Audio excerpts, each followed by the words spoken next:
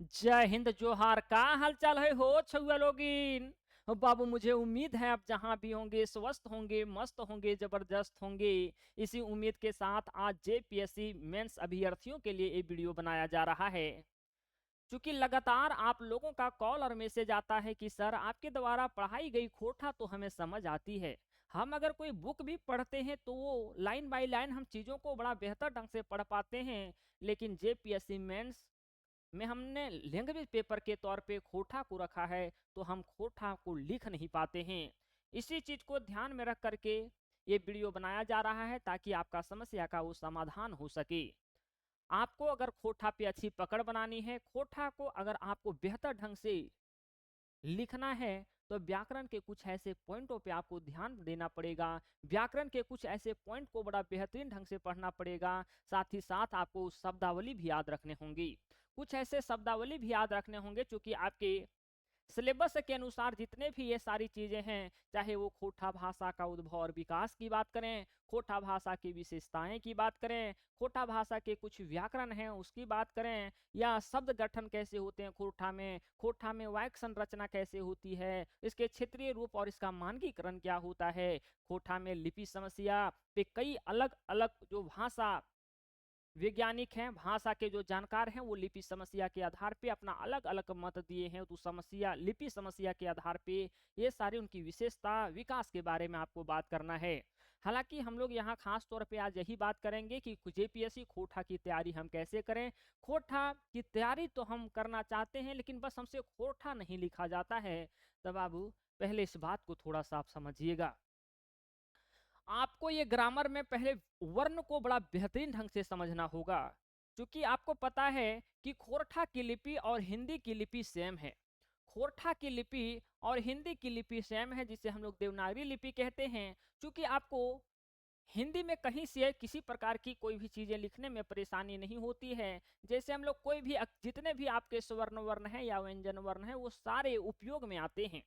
लेकिन खोरठा में ऐसी ही चीज़ें हैं जो हम लोग वो लिपि की सारी अक्षरों का प्रयोग हम लोग नहीं करते हैं। चाहे हम लोग ये सा की बात करें, ये सा की बात करें, या संयुक्त अक्षर की बात करें, आधा अक्षर की बात करें, चंद्र बिंदु की बात करें, या तो यहाँ बहुत ऐसे सौरागम का प्रयोग होता है, आदि सौरागम का प्रयोग होता है। इन सारे पॉइंटों पे आपको ध्यान देना होगा, तब आप खोटा को बड़ा बेहतरीन ढंग से लिखेंगे।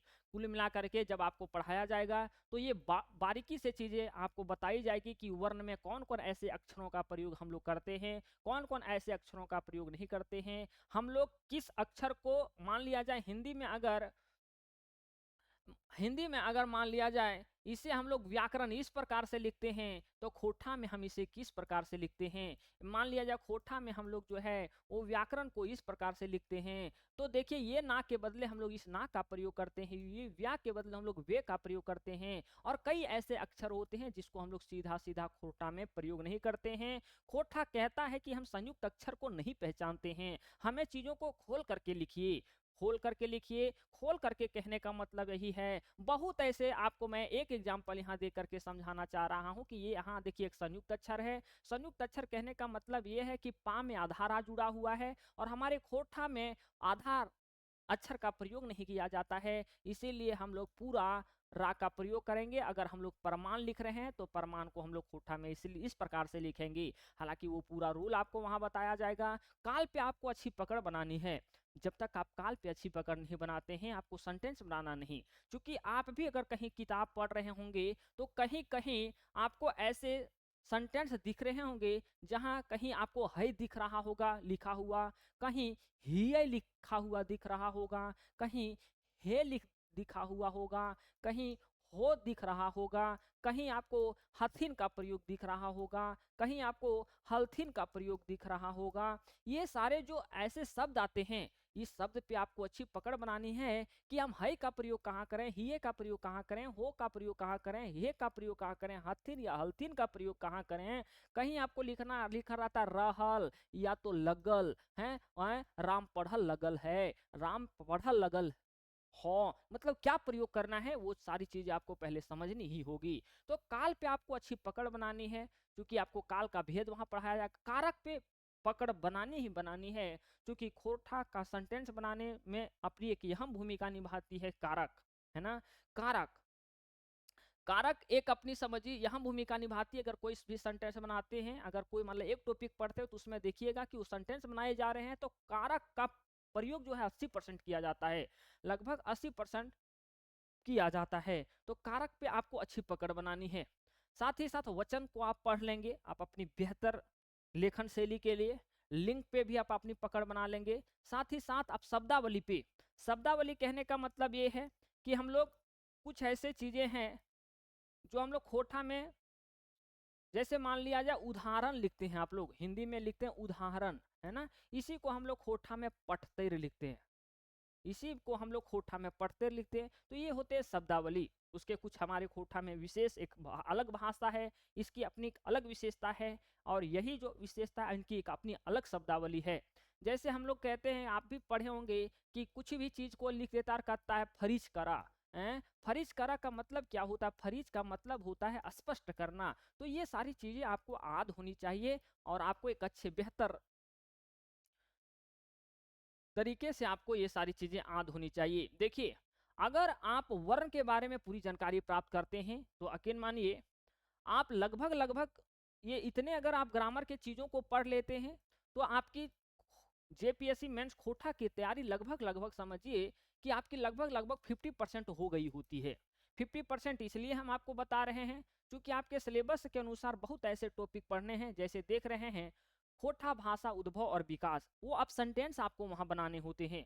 जब तक आप उन सारी चीजों पे पकड़ नहीं बनाएंगे कि सेंटेंस कैसे बनाए जाते हैं, वर्णों का प्रयोग कैसे किया जाता है, तब तक इसे अगर आप पढ़ेंगे भी तो आप अपने से लिख नहीं पाएंगे। खोटा भाषा की विशेषताएं, अगर यकीन मानिए खोटा भाषा की विशेषताएं को आप वहीं समझ जाते हैं जहां आप वर्णों का अच्छा ज्ञान ले लेते हैं। वर्णों का अच्छा ज्ञान ले लेते हैं क्योंकि इसकी विशेषताएं 3 प्रकार से होती है। एक शब्दगत विशेषता होती है, एक वर्णों के आधार पे विशेषता होती है, एक रूपगत विशेषता होती है। आप समझिए, भले ही हम आपको रूपगत विशेषता बता रहे हैं, भले हम आपको शब्दगत विशेषता बता रहे हैं, भले हम आपको वर्ण के आधार पे विशेषता बता रहे हैं, लेकिन तीनों का संबंध जो है वही सेंटेंस बनाने अगर आपको आता है, वर्ण की अच्छी जानकार हैं अगर आप, तो ये सारी चीजें जो है एक बार पढ़ने से क्लियर हो जाएगी। चाहे वो शब्द गठन हो, मतलब ऑल ओवर हम आपको बता दिए कि यही चीजें हैं कि अगर आप इस चीज को पढ़ लेते हैं तो आपकी लगभग लगभग जो है तैयारी समझिए कि 50% यही समाप्त हो जाती है। बस आपको जरूरत है एक बेहतर तरीके से पढ़ने की, बेहतर तरीके से पढ़ने की। तो हमें समझाने का मतलब यही था कि आप परेशान ना हो। अगर परेशानी ही लेनी है तो इस टॉपिक को पढ़ने में आप परेशान हो, इससे अगर आप पढ़ेंगे तो खोटा बस हिंदी के जैसा ही लगेगा। क्योंकि मैं आपको इस प्रकार से, हमारे कुछ स्टूडेंट हैं जिन्हें पढ़ा रहे हैं, जिन्हें खोटा का खा भी नहीं आता था, वो पूरा बेहतरीन ढंग से सेंटेंस बनाना जान रहे हैं, पूरी तरह से वो सेंटेंस बनाना सीख चुके हैं, सेंटेंस बनाना सीख चुके हैं। चूंकि कुछ ऐसे स्टूडेंट के भी हमारे पास चीजें होगी जो हम आपको दिखा सकते हैं कि स्टूडेंट जो हैं वो कैसे सेंटेंस को बना रहे होते हैं। जैसे मान लिया जाए, देखिए हमारे एक स्टूडेंट हैं, देखिए बड़ा बेहतरीन ढंग से चीजों को लिखे हैं। ये इनको भी चीजें पहले नहीं, ये उनको हम हिंदी में एक अपना पैराग्राफ दिए, ये खोटा में अनुवाद कर रहे हैं तिलका मांझी के बारे में। तिलका आंदोलन के शुरुआत देखिए बड़ा बेहतरीन ढंग से, शुरुआत 1783 ईस्वी में, या तो ईस्वी भी हो सकता है, तिलका मांझी कर रहल थीन। इस प्रकार से बड़ा बेहतरीन ढंग से आप भी चीजों को लिख सकते हैं। बस ऐसे स्टूडेंट जिन्हें बिल्कुल भी कुछ चीजें नहीं आती है वो परेशान ना हो, लिखना बड़ा बेहतरीन ढंग से सीख जाएंगे। अगर आप खोटा की संपूर्ण तैयारी करना चाहते हैं, द यूनिक क्लासेस की ऑफिशियल ऐप से जुड़ना चाहते हैं, तो ऐप का जो लिंक है वो इस वीडियो के डिस्क्रिप्शन में है। आप ऐप से भी आप पूरी तैयारी कर सकते हैं, जहां आपको जेपीएससी मेंस खोटा क्लास की वो संपूर्ण तैयारी कराई जा रही है। अभी एक नया बैच स्टार्ट किया गया है, नया बैच शुरू हो गया है। आप इस कोर्स को सिर्फ व सिर्फ एक महीना लगभग एक महीना में आप समाप्त कर सकते हैं। हो सके एक महीना 5-7 दिन लग जाए, एक महीना आपका 10 दिन लग जाए, लेकिन लगभग समझिए हम लोग कोशिश करेंगे एक महीना में एक क्लास जो है आपकी समाप्त हो जाएगी। इसका फी अभी चल रहा है 2499 रुपया। अधिक जानकारी के लिए अगर आप इंटरेस्टेड हैं तो ये 9771080302 पे कॉल करेंगे। ध्यान रहे ये वीडियो आपको दिए जाते हैं वो भी लाइव रहते हैं, रिकॉर्डेड भी रहते हैं, साथ ही साथ कंप्लीट आपको नोट्स भी दिया जाता है, साथ ही साथ आपका प्रैक्टिस भी करवाया जाता है। और आपके तरफ से जो हमें मेरे द्वारा होमवर्क दिए जाते हैं उससे आप करके हमें दिखाते हैं। जैसे एक स्टूडेंट मेरे जो हैं उनके द्वारा करके ऐसे तो इनका इसका चेक भी किया जाता है कि गलतियां कहाँ हो रही है। मान लिया जाए ये चीज़ें लिखी गई है इनके द्वारा, तो मैं इसको देख करके बताता हूँ कि ये गलतियां हुई कहाँ है और इसे आप कैसे सुधार सकते हैं।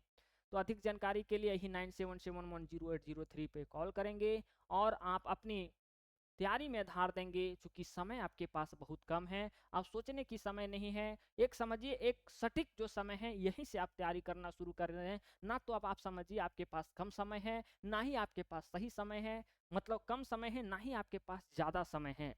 आप अगर यहाँ से तैयारी करना शुरू करते हैं तो आपकी खोटा पे अच्छी पकड़ बन जाएगी, खोटा को आप बेहतर ढंग से सीख पाएंगे। तो यही थी बाबू आज की पूरी जानकारी। मुझे उम्मीद है कि आपको ये पता हो गया होगा कि खोटा लिखने के लिए कौन कौन ऐसे पॉइंट पे आपको अच्छी पकड़ बनानी है और शब्दावली को थोड़ा बेहतर ढंग से याद रखना है। अगर आप ये सारी चीज़ों को कर लेते हैं तो समझिए कि वो खोटा की सिलेबस लगभग आपने 50% सिलेबस को कवर कर लिया है। तब ठीक है हो छुआ लोगिन बाबू मिलो ही ये बाद में हो कौनो दोसर वीडियो में। तब तक रखे हो अपन ध्यान। जय हिंद, जोहार।